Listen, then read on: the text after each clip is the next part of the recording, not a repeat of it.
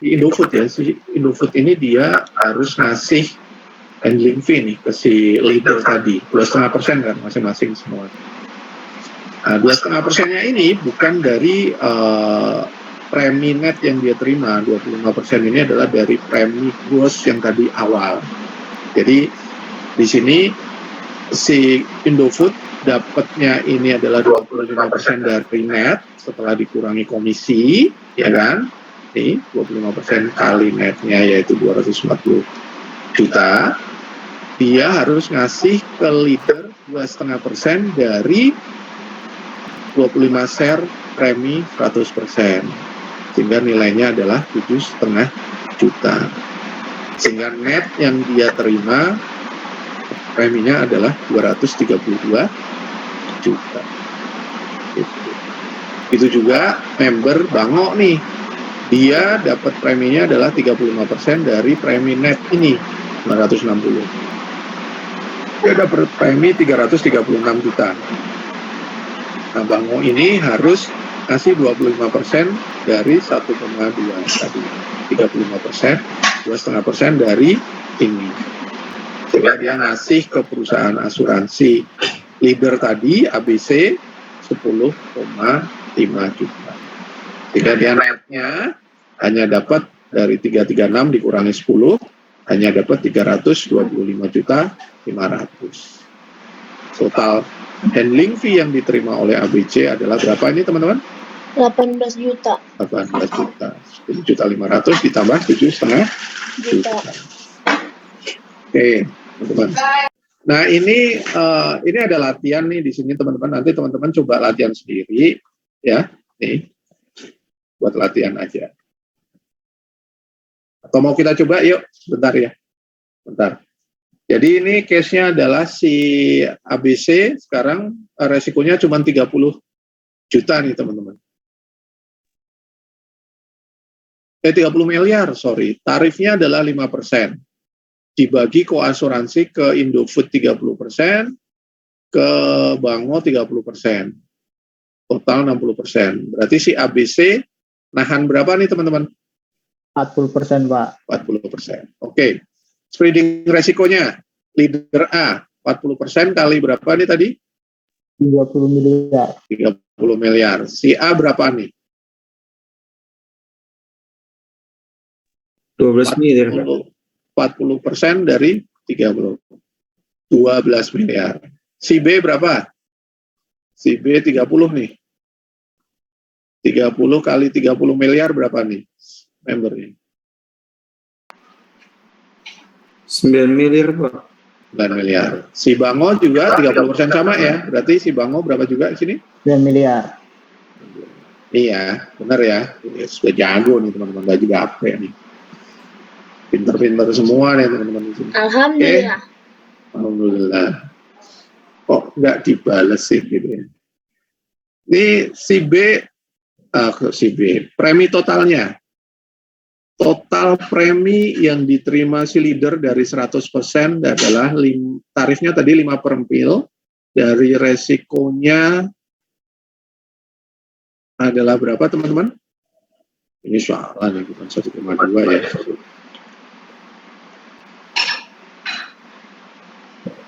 Belum ada.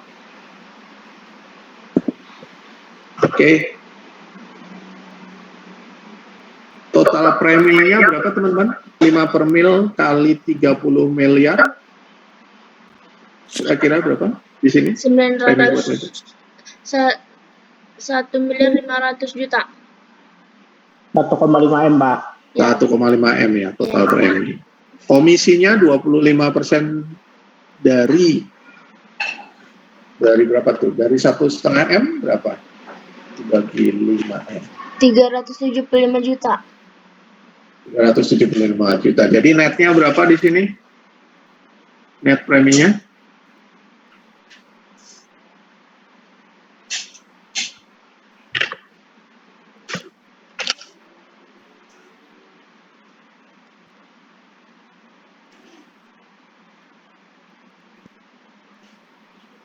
Ada yang pakai kalkulator nggak? Ada, Pak. Berapa kira-kira di situ, teman-teman?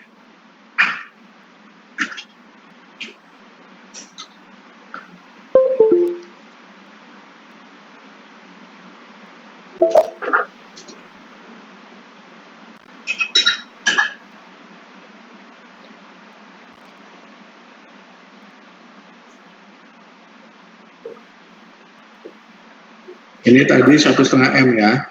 Ya, Pak. 1,5 M. Ini tadi berapa komisinya? 375 juta. 0,375 ya. Jadi net preminya berapa nih teman-teman? 495. Hah?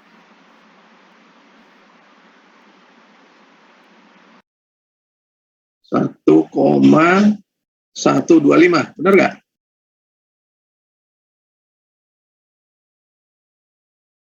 Satu setengah dikurangi 0,375. Komisinya 375 kan ya?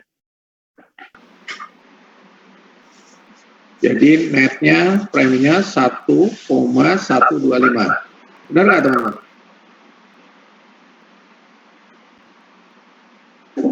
Benar, Pak. Halo? Hah? Benar, Pak.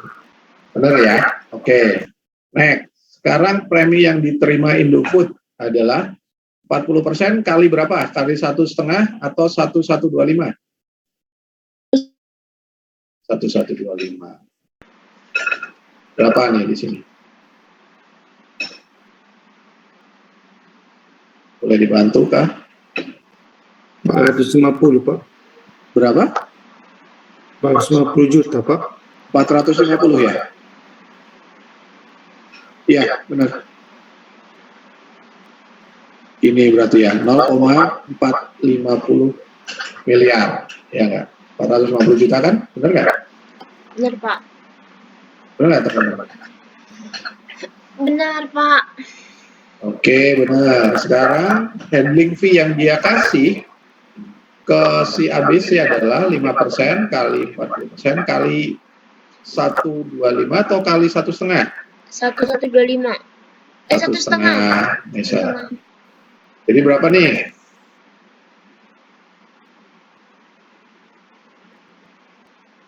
Lima % kali 40 ini kali 40 kali 4 kan 600 juta ya? 30 juta. Hah? Aduh, salah deh, Pak. Ini tadi, Pak. 600, 5% dari 600 berapa? 30 juta ya, benar ya? Ya, Iya, benar, Pak. 0,03 M. Jadi netnya berapa ini? 0, yang dia terima 0,20 M. Oke. Itu, Pak, nulisnya harus koma-koma gitu atau nggak apa-apa langsung angka? Nggak apa-apa. Angkanya aja nggak apa-apa, ini aku biar gampang aja, Nes. Oh ya, oke, Pak. Siap. Oke. Oke, kita lihat ya.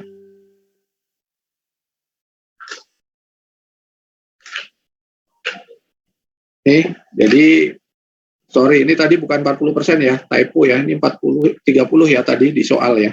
Nih. 30. Nanti kita perbaikin aja. Teman-teman di situ dicoret aja, diperbaikin. Jadi ini teman-teman simulasinya tadi, saya rasa teman-teman udah bisa mengikuti. Jadi ini adalah premi yang net diterima oleh Indofood, ini yang diterima oleh Bango, sehingga handling fee-nya adalah yang diterima tambahan buat si leader adalah 4,5 juta. Nah, ini adalah praktek dari koasuransi nih teman-teman. Bisa dipahami nggak teman-teman? Spreading resiko, premi, hak dan kewajibannya, komisi, dan handling fee. Sudah bisa dipahami ya? Jadi kalau komisi ini adalah haknya perantara, langsung dikurangi dari premi gross, sehingga premi yang dibagi-bagi ke member ini adalah premi dari net, ya. Premi net, ini di sini. Premi net ini yang akan dibagi sesuai dengan share-nya. Premi ini, masing-masing member ini dikurangi dengan haknya leader, yaitu handling fee tadi. Itu. Nah, handling fee ini catatannya dari gross nih, bukan dari net.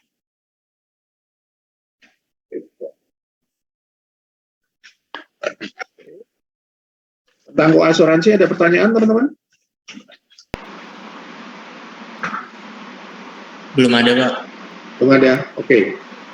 Next mungkin di pertemuan berikutnya nanti kita coba ini ya teman-teman. Akan coba praktek untuk buku asuransi. Udah jelas ya untuk buku asuransi ya. Nah ini Insya Allah, Pak. Insya Allah ya.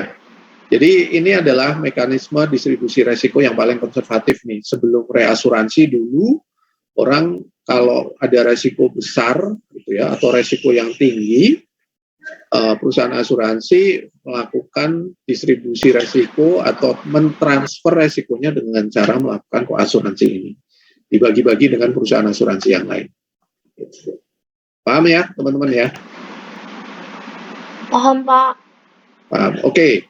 Sekarang kita akan ngomongin reasuransi nih. Kita mengawali dulu tentang reasuransi. Mungkin kita going deeper-nya nanti di next chapter gitu ya. Sekarang kita ngomongin untuk basicnya dulu. Jadi teman-teman, kalau bicara tadi manajemen resiko tadi kan teman-teman udah bilang ya, dengan cara pakai payung gitu ya. Terus kalau tadi misalnya mau nilainya bagus, resiko jelek ya harus menjalin kerjasama antar teman-teman gitu ya. Nah, kalau kita bedah sebenarnya aktivitas manajemen resiko tenasi resikonya atau dihindari, tidak disentuh sama sekali ya, dihindari. Ada yang berani untuk nilai-nilai tertentu itu diretensi tadi gitu ya, 15 juta, 30 juta tadi berani gitu ya. Ada resiko-resiko yang harus ditransfer teman-teman, ya kan? Jadi teman-teman misalnya sebagai individu, teman-teman misalnya untuk di sini mungkin ada yang hobinya ini nggak, extreme sport nggak?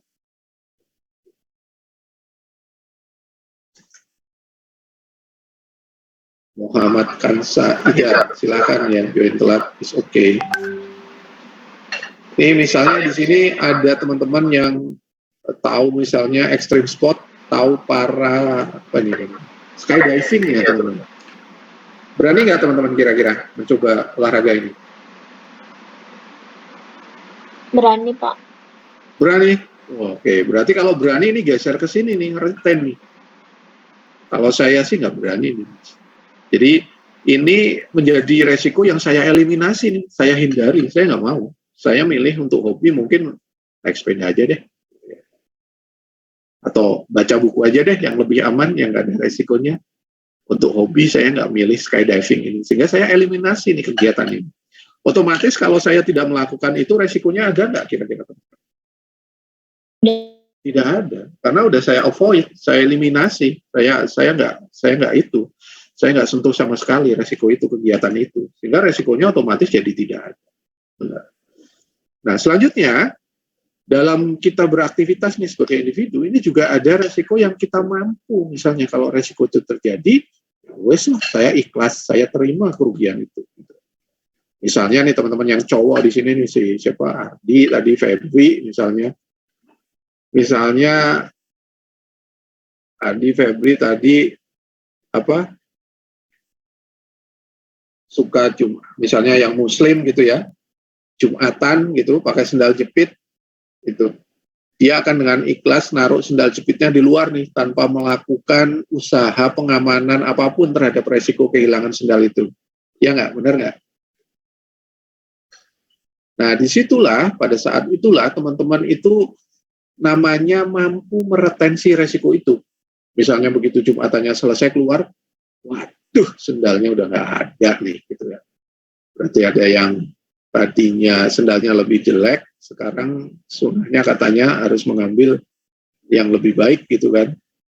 Udah diambil nih sendalnya, udah nggak ada nih, hilang nih di depan masjid sendal kita. Ya wis lah, gua pulang nyeker aja. Atau kalau rumahnya jauh, di situ ada dekat warung, ya dia masih bisa gitu ya, ngerogoh kantongnya beli sendal jepit lagi, dia pakai. Gitu.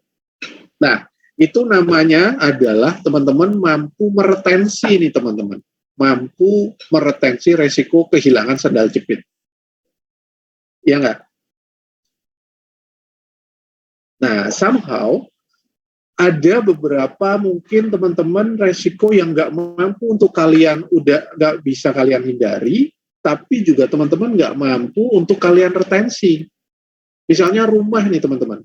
Teman-teman nggak mau menghindari nggak punya rumah kan? Kalian lebih milih mungkin memiliki rumah. Kalaupun nggak, misalnya kayak tadi yang lagi merantau, ini tempat tinggal lah, ngekos gitu ya. Atau mungkin punya kendaraan gitu ya, motor kayak mobil kayak gitu ya. Kalian perlu mobil, kalian nggak bisa hindari resiko punya mobil atau punya motor. Gitu. Resiko punya motor kira-kira apa teman-teman? Kalau aku pengen tahu nih. Resiko punya motor? Hilang. Selain hilang aja lah, misalnya apa? Kecelakaan. Kecelakaan, motornya rusak, ya kan? Bannya tipis, ya kan? BBM naik. Tapi karena teman-teman butuh itu, misalnya untuk kerja, untuk bermobilisasi, mungkin main ke tempat teman nongkrong, teman-teman butuh motor itu, gitu. Sehingga teman-teman harus menghadapi resiko itu kan, ya nggak? Nggak bisa kalian eliminasi seperti skydiving tadi kan. Gitu. Nah untuk itu teman-teman kira-kira mampu nggak kehilangan motor terus kayak tadi sendal jepit kalian datang ke warung untuk beli sendal jepit lagi? Tidak, Pak. Tidak ya. Kira-kira kalian butuh apa itu di situ kalau tidak mampu meretensi teman-teman? Butuh mendistribusikan resiko itu tadi kan, benar nggak teman-teman? Benar Pak. Ditransfer resikonya, dititipin tadi kayak yang tadi awal tadi, dititipin ke kapal A, kapal B, kapal C tadi, kapal kuning, kapal hijau, kapal ungu tadi. Di sini dilakukan transfer teman-teman. Nah, transfer resiko inilah yang dinamakan apa teman-teman? Asuransi. Ke perusahaan asuransi atau bahasanya di sini insurer, asuradur atau asuransi. Insur ini adalah tertanggung. Kalian nih di sini yang mentransfer resiko ini namanya insur. Ditransfernya kemana? Ke siapa ini? Asuransi. Asuransi.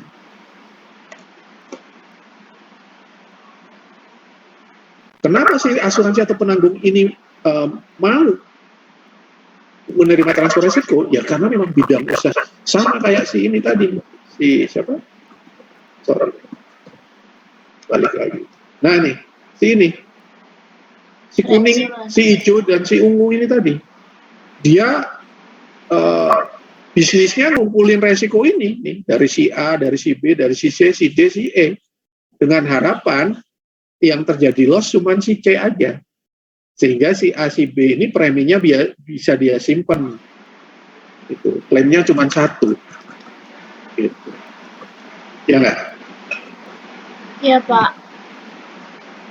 Kenapa? Karena si asuransi ini memang dia punya modal. Kalau secara individu tadi mungkin, ya misalnya teman-teman di sini yang masih kuliah, mungkin ada yang tadi sudah bekerja, mungkin gajinya belum gede gitu ya, masih 5 juta atau mungkin masih 10 juta, atau di sini yang masih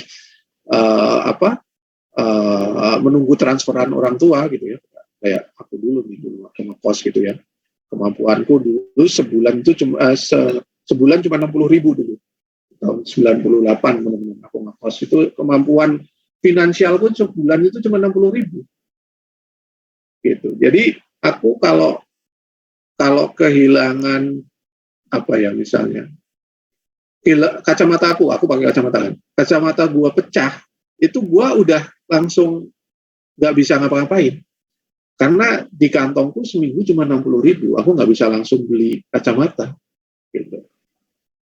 Nah sama di sini, pada saat nggak mampu ditransfer ke perusahaan asuransi. Asuransi ini mampu, kenapa? Karena dia kantongnya lebih besar nih. Kalau tadi aku kemampuannya cuma 60.000, asuransi ini syaratnya, undang-undangnya, modalnya minimalnya adalah 100 apa nih teman-teman? 100 miliar. Segede itu dia punya modal gitu ya. Modal dia itu dia harus punya duit dulu 100 miliar baru dia boleh mendirikan perusahaan asuransi. Karena kantong dia besar ini ya, dia mampu nih memang bisnis dia menahan resiko yang besar-besar ini yang nggak mampu di-retain oleh si tertanggung ini. Lanjut. Nah, pada saat si perusahaan asuransi ini ngumpulin resiko dari si tertanggung-tanggung tadi, kalau udah banyak, resikonya kan gede juga nih teman-teman, ya nggak? ngumpul kan di dia nih, kayak si ini tadi nih. Balik lagi kayak tadi ya, si kuning, si hijau, dan si ungu. Ini cuma 5 nih. Tapi kalau kita bicara bisnis asuransi mungkin ribuan nih, A, B, C, D, E, sampai Z, sampai A1, A2, sampai A berapa gitu ya. Banyak banget kan terjadi akumulasi resiko. Ya, sehingga resiko yang tadinya cuma satu-satu gini ngumpul. Resiko yang tadinya dikit jadi banyak. Nah, pada saat resikonya ini sudah melampaui dengan modalnya dia, kapasitasnya dia, kemampuan kantongnya dia, ya kan? Dia cuma punya modal 100 miliar, tapi ternyata dia mampu ngumpulin resiko, ya, dia mampu marketingnya bagus, memasarkan produknya bagus, sehingga resikonya ngumpul di dia ternyata sebanyak 250 miliar nih. Bahaya nggak nih teman-teman? Bahaya, Teman-teman. Pak. Bahayanya kenapa? Karena kalau lebih dari yang dia mampu, nanti bisa jadi masalah. Dia nggak bisa bayar ganti rugi kan? Benar nggak? Ya. Bangkrut coba. Bangkrut dia. Kalau ada kerugian 250 miliar, gulung tikar dia. Dia cuma punya duitnya 100 miliar. Jadi apa yang harus dilakukan oleh perusahaan asuransi ini, teman-teman? Membaginya. Dia pilih yang dia bisa retain, ya kan? Yang dia bisa retensi misalnya sampai level 100 miliar, dia pilihin resikonya nih. Pilihin. Yang 100 miliar itu dia retensi, sisanya dia apa nih, teman-teman? Dia transfer, dia distribusikan, dia bagi-bagi ke reinsurer.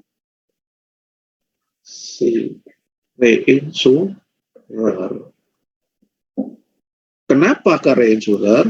Karena reinsurer ini secara undang-undang modalnya harus lebih besar dari perusahaan asuransi. Reinsurer itu secara undang-undang minimalnya adalah misalnya 500 miliar nih teman-teman. Sehingga kantong dia lebih gede gitu. Tadinya si asuransi yang punya modal 100, dia punya 250 miliar resiko, dia nggak mampu, dia transfer ke reasuransi yang modalnya 500, mampu nggak nih? Cukup nggak nih, teman-teman? Cukup. Kantongnya cukup, teman-teman.